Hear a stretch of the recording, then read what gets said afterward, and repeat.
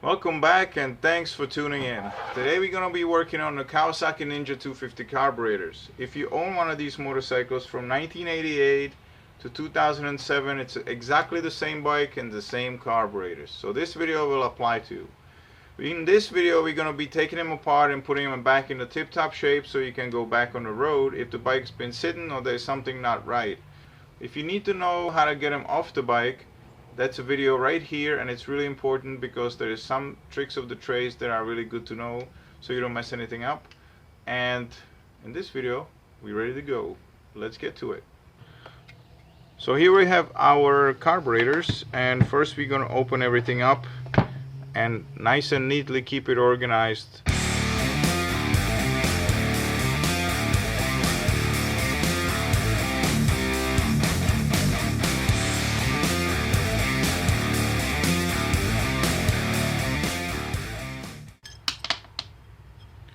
You can see how dirty these carburetors are. This bike's been sitting. That's what the gas does. Okay, we'll keep everything nice and neat. Makes it easier to put it back together. Next I'm gonna do is take this overflow line off because it's just in my way.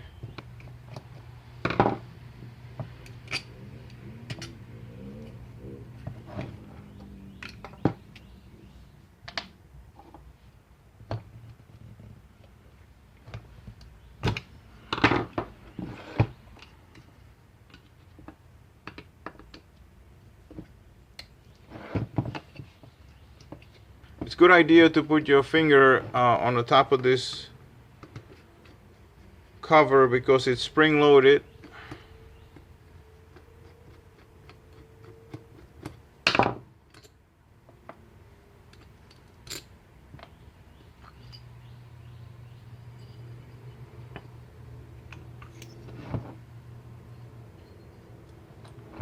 If you do this for the first time, it's always good to have some kind of reference reminder where this stuff will go when you're putting it back together.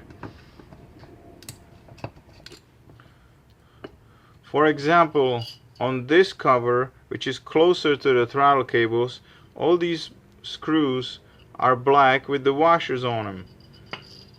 On the other side you have 3 gold ones and 1 black one, because there's one bracket right here that goes over the cover, and the other for the choke cable that gets the gold screws, and the black one gets when no bracket is present. So those are the little things that it helps when you keep everything organized, so later when you already forgot a little bit, you know, a few hours later when you're putting it back together, you're gonna have some kind of idea how to do this correctly and not backwards. As a lot of times I do these jobs, I see stuff put together backwards. The next we're gonna take out are the floats. You just pull these little pins out and it comes out together with the float needle. It's an important component of the carburetors, that especially these, they like to flood.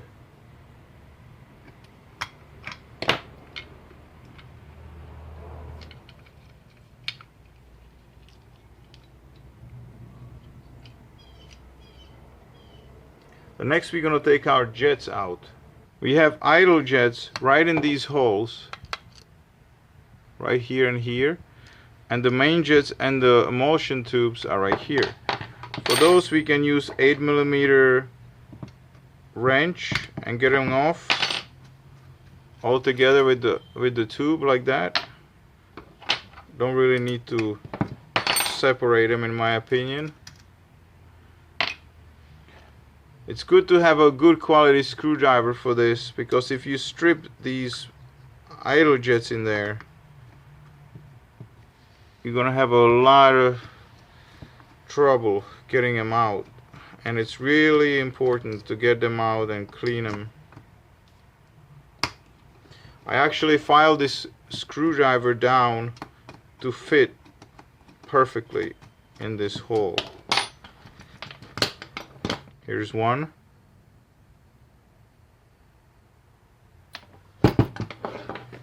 The other one's still stuck. Maybe not all the way undone. There it is. There's the other one. You can see how dirty these jets are just by looking at them. Yep. We gotta open up is our diaphragm here. Make sure it's not broken.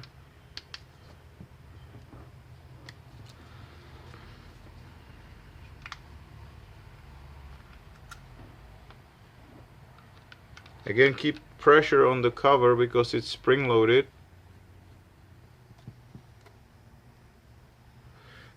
Sorry about that. There's a pretty good sized spring in there and a little diaphragm. There's also a little bit of little tiny O-ring right here. Make sure you get that out so you don't lose it.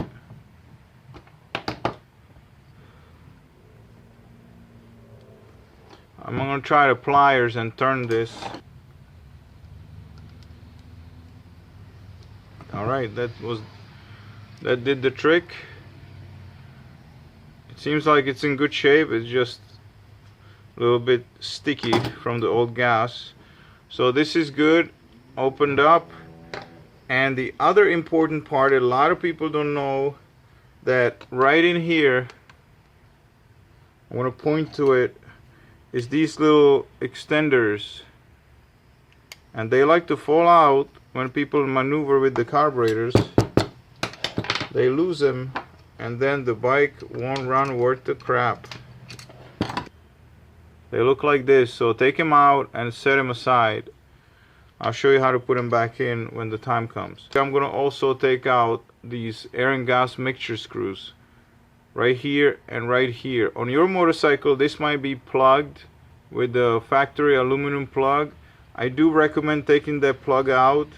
All you gotta do is make a tiny little hole in the middle of it and take a wood screw and pry it off, and then you get access to these screws. They usually adjusted very lean from factory, so you want to take them and get them to 2.5 turns from closed. That would be make the bike run much better. So I'm going to take these out, and that would be it for breaking down these bodies.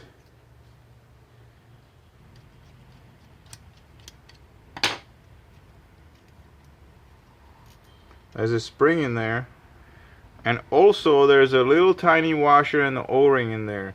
What I'm gonna do, I'm gonna turn it upside down. If the washers come out, great. If they don't, I'm gonna leave them in there. Just gonna be careful when I move the carburetor around, not to lose them. Okay guys, what I use is this stuff. You can get it in Walmart, auto parts stores. It costs like $30, something like that. You open this up. Mine is pretty used up, but it still works good. If you have it longer, that all that means is just you gotta leave it there a little bit longer because it's weakened. So now I'm gonna take all my parts that I believe need some cleaning, which will be the air and gas mixture screws, of course the jets, my idle jets. I'm gonna put my flow needles in there. This stuff shouldn't be harmful to rubber, because if you can look right here, the flow needles have a little rubber tip. What else? I'm gonna put the float balls in there, of course. They're nasty. And I think that's it. Rest of it I can just clean with the carburetor cleaner in a spray can. So submerge it like that, and then I'm gonna take my body, not my body but the carburetor body, and it's not gonna fit all together, so I'm gonna do like half and half.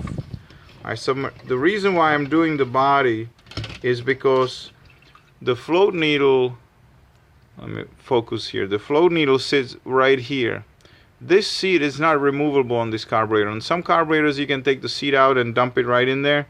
Since it's not removable here, and I guarantee you that it's nasty inside, as you can see, this carburetor would be leaking. If I clean everything up and put it back together, it's going to be leaking because this is not going to seal right. So what I'm gonna do, I'm gonna submerge like 1/2, leave it there for a while. Make sure that that side is under, and turn it around and do the other side a little bit later. So now we are done for a little while. I'm gonna leave this in there for about an hour just because my solution is used up. If you get a new solution, I would say half an hour, 20 minutes is enough. Okay, so we're back. So let me recap where we are so far. We clean our body of the carburetor and these parts and jets in the solution. Then we blew it up with the air. You do need to have a compressor for this. And let me just show you how nicely this stuff comes up. You gotta blow air in every opening that you can see, and it should come out somewhere on the other side. I also use a carburetor cleaner just like this one, where normally if you spray in one of the openings, it'll be coming out somewhere else. So that's what you want to see. You want to clean everything that it's possible. There is 2 openings right here. They're really important. You know, obviously this is for your choke, the choke jet, if you want to call it that. It doesn't come out, so you need to clean that manually. And I did end up taking my washers and the O-rings out from there just so I don't lose them. And now we're gonna have a couple little tools that I want to show you. A wire brush like this. You want to rip one of these hairs out, the steel wires out, and you're gonna end up with a little piece of wire like this. It's really great for cleaning all the jets and all the openings. So now, even though I already had it in the solution, what you want to see is every opening being run through with this wire. There's also openings this way, sideways. Clean everything up real good, and make sure that there is nothing clogged up. Same with the carburetor itself. Right here, the chokes that I was just telling you about. Need to make sure you can run wire through all these holes. The other important part of cleaning the carburetor is, like I was telling you earlier, these seats right here. You don't want to clean them with anything abrasive, because if you scratch them, they will leak. If you know, basically all I do is I just use that solution that you saw, then I blow everything really nice and clean. So the next thing we're gonna do, we're gonna clean our parts with the carburetor cleaner next, that we didn't put in the solution. For example, these needles right here. You can see how dirty they are. They have like a green sticky residue on it.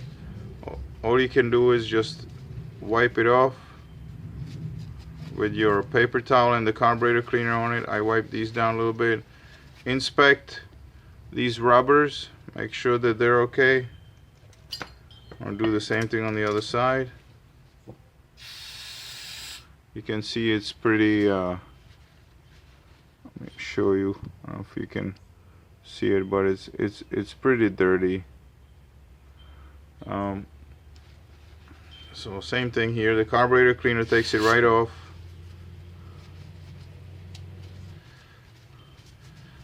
Wipe these guys a little bit. Okay, well, what else we got? These are clean. All our jets are clean. I like to run the carburetor cleaner on these rubber tips a little bit. Make sure, very important part here. I'll get a little close up. Right here. Make sure this thing moves freely. Okay, what else we got? Oh, the other thing we want to clean with the carburetor cleaner in the spray can, it's our floats. They're hard to clean in the solution because they float, so they aren't gonna stay under. So I just do my best to get this green stuff off of it with the carburetor cleaner. As you can see, it's coming off. Okay, we got everything cleaned up real good. So let's start putting these guys back together. Okay, so first I'm gonna start my little air and gas mixture screws and put the washer and the O-ring on it like this.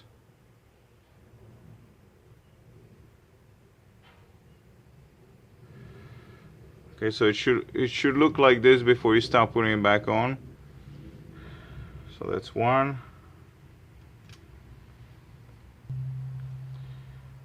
Two.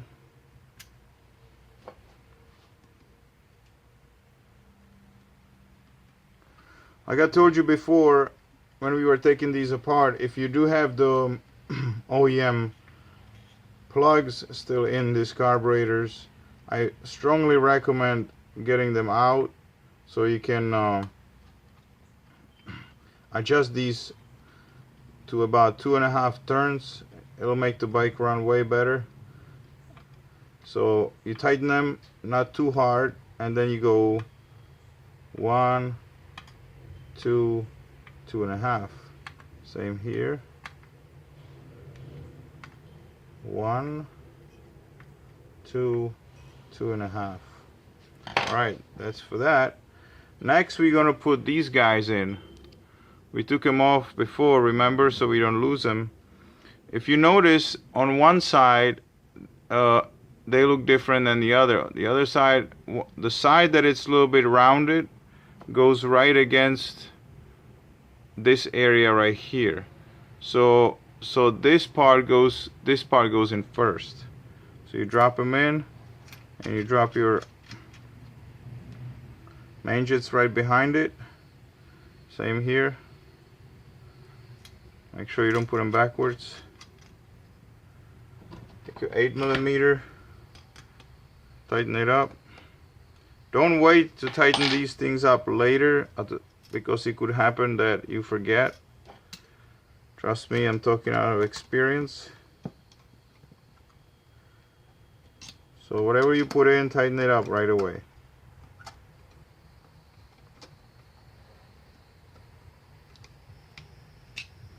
Alright. Next we're gonna do our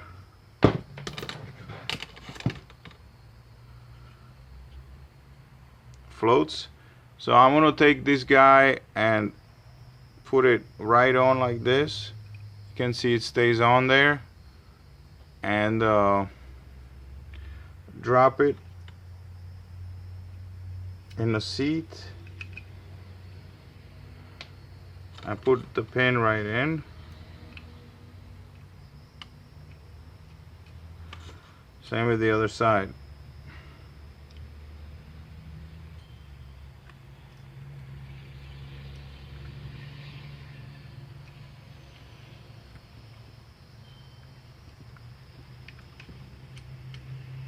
Okay, now we're gonna check our level. I like to see this in basically 90 degrees, because if you think about the float being submerged about 25%, that's where the gas is gonna be. So I'm pretty happy with that. So next we're gonna close these up on this side.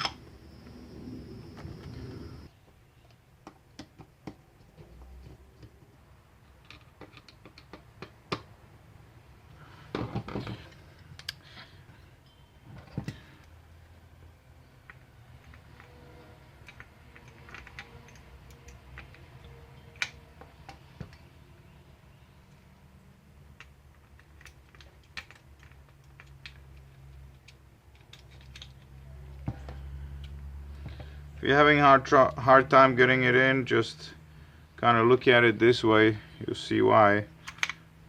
The little needle has to go inside the motion tube there. Make sure this diaphragm, it sits nicely in the in the groove so you don't pinch it. Remember we were saying before the throttle cable on this side, so all my brackets are going on this side. So we're gonna put the cover on first. I want to hold it down with this black one that doesn't get any bracket underneath it.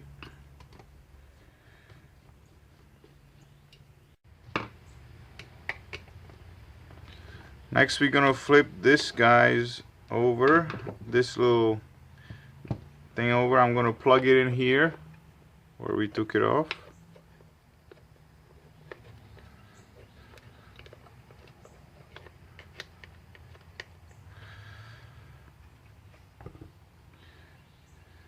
And two of our gold color screws will go on this side.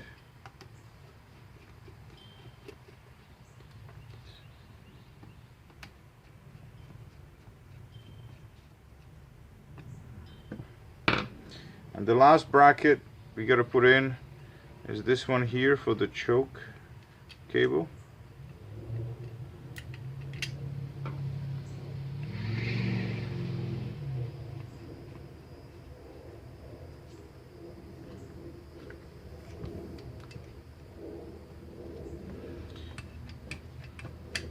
Alright. Next.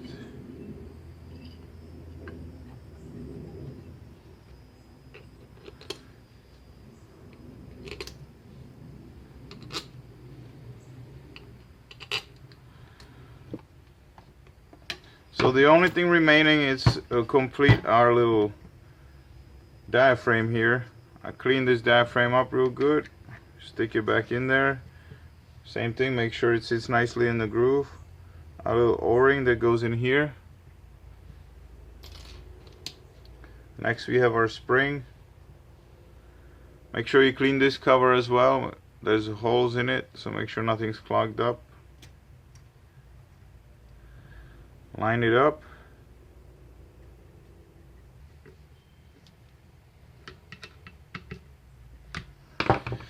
Okay, so the carburetors are all back together. So now what I'm gonna do, I realize not everybody have it, but I like to test fill these carburetors up on the table. Okay, so this is what it looks like. I basically fill the carburetors out like this and let it sit for half hour. Move them a little bit around, make sure that they don't leak. If I'm satisfied, I stop putting them back in. So let's go ahead and put them back in the bike and start the sucker up. First I want to show you an important part of this job. In the previous video, if you watched it, how you get the carburetors off the bike, we took these intake manifolds off to make our job easier. Well, they are not the same on each side, so if you look closely, on one side it says carburetor and on the other side it says head right there. Make sure you have the correct orientation. Head to the head, carburetor to the carburetor. Okay, so let's get to it. Okay, I already attached my drain hose to it. Forgot to show that in the video. I'm gonna push these into place without my intake manifolds being there. And it's probably a good time now to attach my throttle cable so it's easy to move this whole assembly around. Same with the choke cable.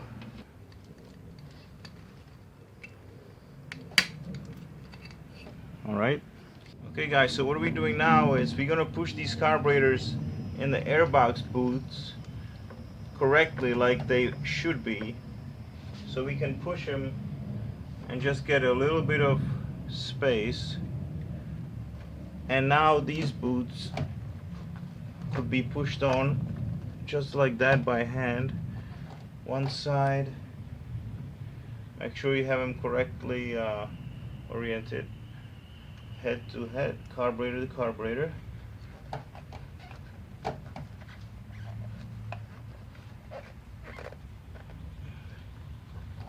Now push them back towards the engine.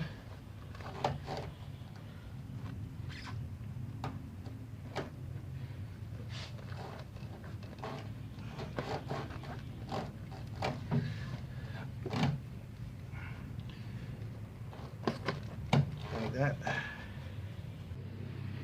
Okay, now we can adjust these cables. We already have them on. I don't have enough free play. You want to make sure there's a free play.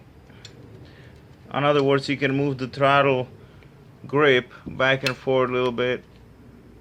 Okay guys, you're looking for something like this, just a little bit of free play before you see the cables moving here, just before they turn.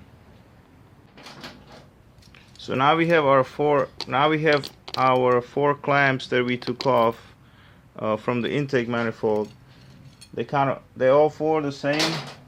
You just put them back the same way we took them off. Squeeze them back down. They're really easy to squeeze back by hand. Put them in the grooves and tighten those screws. Alright, do all the other three to complete this part of the installation. Okay, I got my bottle hooked back up. Don't forget to plug up your vacuum line if you're gonna do something like I'm doing, because this one goes to the petcock. You would have a serious vacuum leak. The bike wouldn't run right if you left that open. So we're gonna pull the choke, and let's hope this thing is gonna start.